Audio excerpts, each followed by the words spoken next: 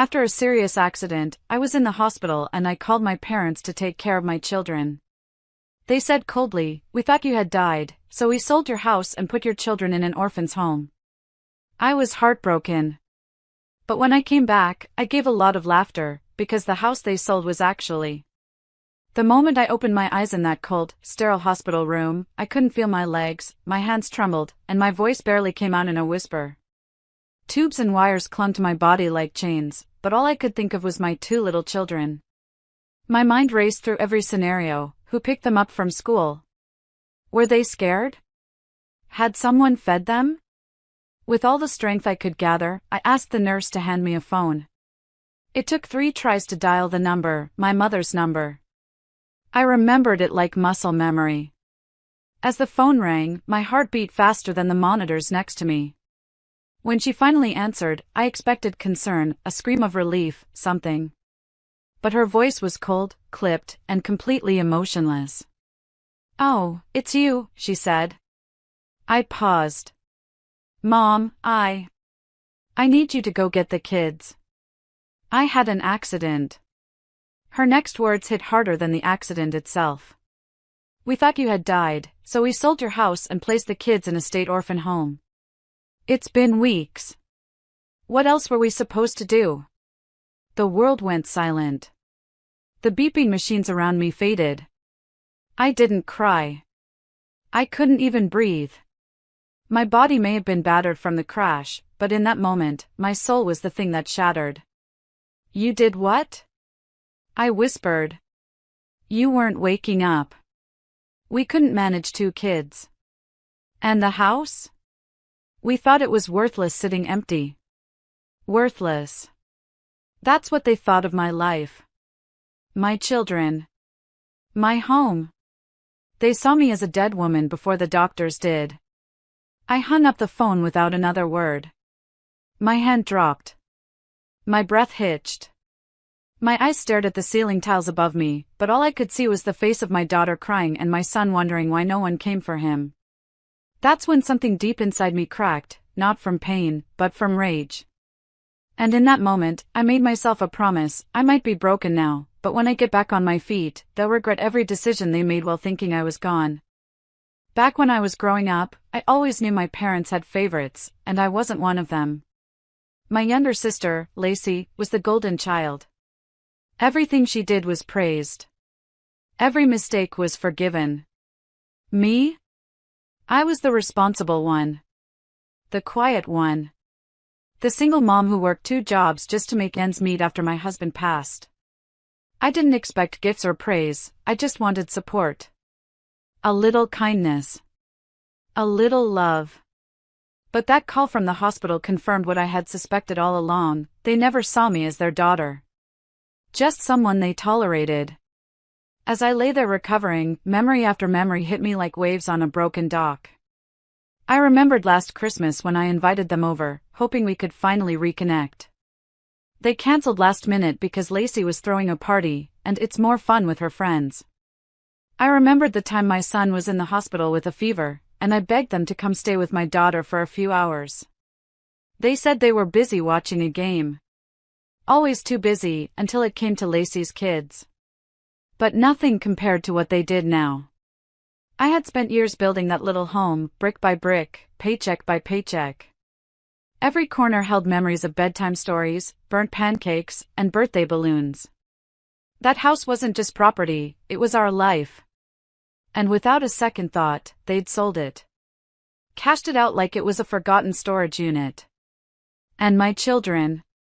My babies. They didn't even bother to call my closest friend.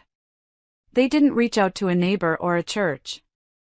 No, they dropped them into the state system like they were lost luggage. The doctors said I had survived a miracle. That I was unconscious for over 3 weeks, and no one expected me to wake up. But not once during that time did my parents sit by my bed. Not once did they ask the nurses for updates. When the social worker came by to speak with them about temporary guardianship for my kids, they flat out refused. Told them, "We've raised our kids. We're too old for this." Too old for love? Too old for responsibility? As I sat in that hospital bed, I didn't just feel betrayed, I felt abandoned. Discarded. Like I was nothing more than a burden to them. And that kind of pain? It doesn't heal with time. But pain has a funny way of shaping you. Day by day, I started forcing my body to move. Physical therapy sessions became my battleground. Every stretch, every step was fueled by one thing: getting my kids back, and making sure the people who threw them away would never forget what they did. They thought I was dead. But I was alive. And now, I was coming back, with fire in my soul and a storm in my heart. The first time I held my son, I was 22. My husband and I didn't have much, just a tiny apartment, second-hand furniture, and dreams too big for our pockets, but the moment I looked into my baby's eyes, I felt like the richest woman in the world. 2 years later, we had our daughter, and our little family felt whole. But then came the storm I never saw coming. My husband was diagnosed with a rare heart condition. He was gone within 8 months. No insurance. No savings. Just me, 2 toddlers, and a mountain of grief. I begged my parents for help. Not money, just time. A weekend with the kids so I could work a double shift. A few groceries when the fridge was empty. But they always had an excuse. We're too tired. Lacey needs us this weekend. You decided to be a mother. Now act like one. Still, I never held it against them, not really. I just told myself they didn't know how to show love. I convinced myself they'd come around one day. That maybe, just maybe, they'd be proud of how I kept going. How I raised 2 kind, strong, beautiful children all by myself. But I was wrong. I remembered the night before the accident clearly. My daughter had just lost her first tooth, and we were laughing because she'd written a note to the tooth fairy asking for a chocolate bar instead of $1. My son had fallen asleep on the couch with his book still open, his little glasses sliding down his nose. I'd kiss their foreheads and tuck them in, whispering, "No matter what happens, Mommy's got you." And then I didn't come back home. That night on the road, I swerved to save a dog. My car flipped twice. The paramedics had to cut me out. And for 3 weeks, while I lay in that hospital fighting for life, my children cried themselves to sleep in a state-run group home with strangers. The idea of it nearly broke me. I had always promised to protect them. But I wasn't there when they needed me the most. I could only imagine the questions they must have asked. Why didn't Grandma come? Where's Mommy? Are we being punished? And my parents? The people who were supposed to be family? They didn't even try. They signed paperwork, handed over keys, and went back to their comfortable lives like we were never part of them. I cried silently during therapy. Not because my bones ached or because the exercises hurt. I cried because I had failed my kids. Because I had trusted the wrong people with their hearts. But that pain also lit something inside me. Every scar on my body, every bruise, every limp, I started to wear them like armor. Because I was not going to let this end like some tragic story. They sold my house? Fine. Let them think they won. Let them smile in their fake peace. Because what they didn't know was, the house wasn't even mine to lose. And soon, when I showed up at their doorstep, not just walking but rising, they'd understand just how wrong they were to count me out. They thought they'd buried me. But I was planting the roots for a comeback they'd never forget. After weeks of physical therapy and mental healing, I finally stood on my feet again, still shaky, but stronger than ever in spirit. The doctors called it a miracle. I called it purpose. The social worker, Ms. Danielle, had tears in her eyes when I told her I was ready to fight for my children. She'd seen too many parents give up. But not me. I asked where they were, she gave me the name of the group home. I thanked her, but I didn't go there right away. First, I needed to know everything that had happened. I went home, or what was once home. But when I reached my old street, my heart dropped. There was a new car in the driveway. Fresh landscaping. New curtains. Strangers laughed on the porch, sipping iced tea like they'd always belonged there. My house was gone. I didn't even get to say goodbye. But here's the thing, they had no idea the woman watching from across the street wasn't broken anymore. She was becoming unstoppable. I called the county clerk's office and pulled the sale records. The house had been sold just 2 weeks after my accident, to a private cash buyer. And guess who signed off on the sale? My parents. As if they had any right.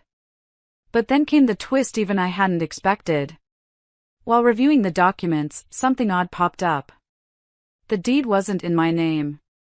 It was in the name of Tucker Family Trust. A trust my husband had quietly set up before he passed, naming me and the kids as the only legal beneficiaries. He must have done it after his diagnosis, trying to protect us without saying goodbye. Which meant, my parents had sold a house they didn't legally own. I stared at the papers, my hands trembling, not with fear, but with fire. They forged my signature. That was felony fraud. And that meant I had more than just pain now. I had leverage. But I didn't call the police, not yet. See, I wanted them to think they were safe. I wanted them to sit in their new living room, sipping coffee with fake peace in their hearts, while I worked in silence. I met with a lawyer. A good one. I showed him everything, my accident reports, the forged deed, the trust paperwork, the timeline. His jaw clenched when he saw the signatures. "You've got a case," he said, his voice firm. "A strong one." But I wasn't just after the house. I was after the message. You don't throw family away like trash. You don't give up on children. And you sure don't mess with a mother who came back from the dead. So I filed for full custody of my children. That was the easy part, no judge in their right mind would leave kids in the system when their mother had returned, alive and standing. Then I took the next step. I had my lawyer send a quiet little letter to my parents, a formal notice of civil and criminal charges pending for property fraud, unless we resolved the matter face to face. No shouting. No warning. Just cold, professional paperwork. The kind that makes a guilty person sweat bullets at the mailbox. They didn't know I was alive. Now they'd realize I wasn't just alive, I was back. And the storm was only just beginning. The day I walked into their front yard, they didn't recognize me at first. My body had healed, but my presence, my posture, my silence, was what stopped them in their tracks. My mother was watering her tulips, humming like life had been nothing but pleasant. My father sat in his lawn chair, reading the paper, the same smug look on his face that he wore the day he told me, "You're on your own, Rachel. We raised you, but we're not here to babysit your mistakes." When my mother looked up and saw me, the watering can dropped. Water splashed at her feet, soaking the soil. Her mouth opened but no words came out. I walked up slowly, like the calm before a storm. Well, I said. "Didn't expect to see me, did you?" My father stood up fast, his chair falling backward. "Rachel?" His voice shook. You're alive?" I smiled. "Yes. Very much so." "Surprised?" They stood frozen, as if they were looking at a ghost. But I wasn't a ghost, I was Judgment Day in jeans and boots. I handed them a folder. Inside it were the documents, the forged deed, the trust paperwork, and a letter from my attorney. My father flipped through them with trembling hands. "I believe this makes it clear," I said. "You sold a property you had no legal right to touch. That's called fraud. And I could press charges." My mother tried to recover. "Rachel, sweetheart, we thought. You thought I was dead?" I snapped. "So you sold everything I had and dumped your grandchildren into an orphanage without even checking? Without even calling the hospital?" It was a hard time, my father stuttered. "We panicked. We didn't know what to do."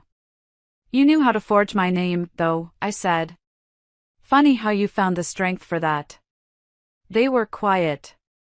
Guilt crept across their faces like shadows at sunset. Then I delivered the final blow. "You have 48 hours to vacate that house," I said. "My lawyer has already filed to reclaim it." I'm not asking for your apology. I'm taking back what's mine. My mother's face turned pale. But we used the money, we bought furniture, upgraded the appliances, we've put our lives here. I'm sure the state prison will let you decorate your cell, I said flatly. My father tried to puff up his chest, like he still had some power left. You wouldn't actually go to the police. You're not that kind of daughter. I looked him dead in the eyes. I wasn't, I said. But I'm not your daughter anymore. I'm the woman you betrayed. The mother you abandoned. The fighter you didn't see coming. And then, for the first time in my life, I saw fear in my father's eyes. Not anger. Not control. Fear. And it felt like justice. I turned and walked away as they stood there, helpless in the home they had stolen. For the first time, they had to live in the consequences of their actions. That night, I sat on the couch in the small rental I was staying in, holding my kids close. I told them, we're going home soon. My son looked up and asked, to our old house? I smiled. No, sweetheart. To our house. The one your father protected. The one I fought for. The one that's rightfully ours. And as they hugged me tighter, I knew that revenge wasn't just sweet. It was righteous. Exactly 48 hours later, I stood at the gate of the house they once called theirs, my children by my side, both holding small backpacks. My lawyer was already there, clipboard in hand, eyes sharp, voice calm as ever. A moving truck idled nearby. The front door opened slowly. My parents stepped out, looking exhausted, aged, and smaller. They didn't make eye contact. They didn't argue. My father held a suitcase in each hand while my mother shuffled behind, a wrinkled handbag hanging loosely from her shoulder. They walked past us in silence. My kids watched quietly. They didn't recognize the couple who had abandoned them, not truly. And maybe that was for the best. Once the last box was cleared, my lawyer handed me the keys. It's yours, officially and legally. Welcome home, Rachel. I stepped into the house. It looked different, of course. They had redecorated, changed furniture, added curtains and wallpapers. But the bones were the same. This was the house where I'd rocked my daughter to sleep, where my son had taken his first steps. The walls remembered us. Can we go to our rooms? My daughter asked. Of course, I smiled. They ran upstairs with laughter that sounded like music. That sound, it stitched a torn piece of my soul back together. I walked into the kitchen, opened the cupboards, and smiled. Everything would be okay now. We weren't rich, we weren't powerful, but we had something better. We had each other. Over the next few weeks, I repainted the walls with my kids. We baked cookies together, even if we burned a few. We planted flowers in the front yard, the way I always dreamed. Life was simple, but it was real. And it was ours. One evening, as the sun dipped below the trees, painting the sky with hues of orange and gold, I sat on the porch sipping iced tea. My kids were drawing chalk shapes on the driveway. That's when my neighbor, Mrs. Jenkins, an elderly lady with soft curls and a kind smile, walked over. You're back, she said warmly. I was hoping you'd come home. I nodded. It's been a journey. I heard what happened, she said gently. You're stronger than most, Rachel. They may have taken your house, but you never lost your spirit. That made me pause. Because she was right. All this time, I thought I'd lost everything. But sitting here, watching my children smile, feeling the breeze on my face, knowing justice had been served, I realized I had something they never did. Peace. And that night, as we lit a few candles and played a board game on the living room floor, I whispered a quiet thank you to the universe. Not for the pain, but for the strength it gave me. For the clarity. For the chance to start over, wiser, braver, and freer than ever before. It was one of those quiet nights, long after the kids had gone to sleep, when memories began creeping in like ghosts at the edge of the light. I sat on the floor of my bedroom, a photo album spread across my lap. The pictures, baby showers, birthday parties, holidays, were filled with fake smiles. Back then, I didn't see it. But now? Now I saw it all clearly. My parents had always been cold, more concerned with appearances than affection. When I got pregnant young, they didn't offer comfort, they offered shame. My mother called it a mistake, and my father barely looked at me. But I still tried. I still brought my children to their doorstep every Christmas, every Thanksgiving, hoping they'd someday soften. I remembered the day I bought this house. I was so proud, even though it was a fixer-upper. I'd saved every penny, worked 2 jobs, and skipped vacations. I invited my parents over to show them, thinking they'd say they were proud of me. But my father stood in the doorway and said, "So, this is it?" I smiled then, trying to push down the sting. I kept doing that, burying the hurt, giving them the benefit of the doubt, trying to earn love that should have been freely given. But it was after the accident when the mask truly fell. Lying in that hospital bed, barely able to move, I had clung to one thought: at least my parents will be there for the kids. That illusion kept me sane. So when I called and heard those heartless words, "We thought you had died, so we sold your house and put your children in an orphan home," something inside me shattered. Not just the trust. Not just the love. It was the illusion that I ever had a family to count on. That pain turned into fire. And that fire became strength. I stopped trying to be accepted. I stopped trying to prove my worth. That's when everything changed. Reclaiming my house wasn't just about bricks and furniture, it was me reclaiming myself. It was about choosing my children, my peace, and walking away from the toxic cycle of begging for love. I was no longer the girl who needed her parents' approval. I had become the woman who chose her own damn dignity. And that realization? It was the real revenge. Because nothing scares selfish people more than the person they once controlled walking away without looking back. It was a crisp Sunday morning, a few weeks after we had fully settled back into the house. The kids were outside, racing their bikes down the driveway, their laughter echoing like music across the neighborhood. I sat by the window, watching them through the sheer curtains, a soft smile on my face and a warm cup of coffee in my hands. This house, once a symbol of betrayal, now pulsed with life again, our life. Suddenly, a knock echoed at the front door. I opened it to find a man in a suit, real estate agent badge clipped to his collar. "Hi, ma'am. I was looking for Mr. and Mrs. Parker. They listed this home for sale, and..." I held up my hand gently, already anticipating the misunderstanding. "They no longer live here. The property now belongs to me, permanently." He blinked. "Oh. I'm sorry, I didn't know." "It's okay," I smiled. A lot of people thought they had the right to this house. Turns out, what's built on lies can't hold up for long. As he walked away, I noticed something else across the street, a familiar figure slowly approaching. My mother. She looked older than I remembered. Her steps hesitant, eyes downcast. I opened the door again and waited. "I just wanted to see the kids," she whispered, voice shaking. "I know I don't deserve it, but I thought maybe." I didn't answer immediately. I looked at her, not with hate, but with clarity. "They cried every night in that orphan home," I said. "You left them when they needed you most. There are some things that can't be undone with a visit." Her eyes glistened, but I didn't move. I wasn't cruel. I wasn't vengeful anymore. I was just done.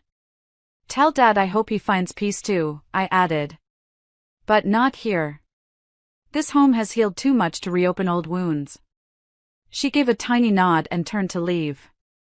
As she disappeared down the sidewalk, I closed the door, not with anger, but with resolution. I turned back to my kids, who waved at me from the yard. And in that moment, I understood something powerful. Revenge didn't mean screaming or slamming doors. It meant rebuilding what they tried to destroy, and making it stronger than ever. This wasn't just my victory. It was my rebirth. And sometimes, the sweetest revenge is the life they said you'd never have.